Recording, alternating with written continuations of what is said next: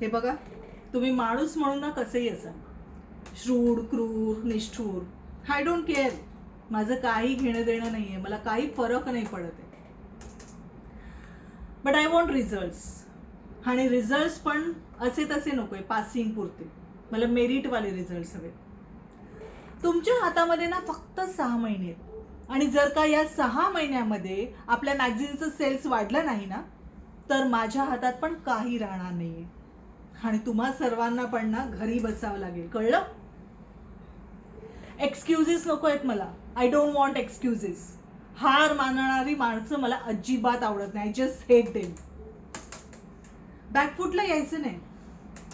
Life ना हिटलरच्या रणगाड्यासारखं असावं, सतत पुढे जाणारं, सतत जिंकत राहणारं.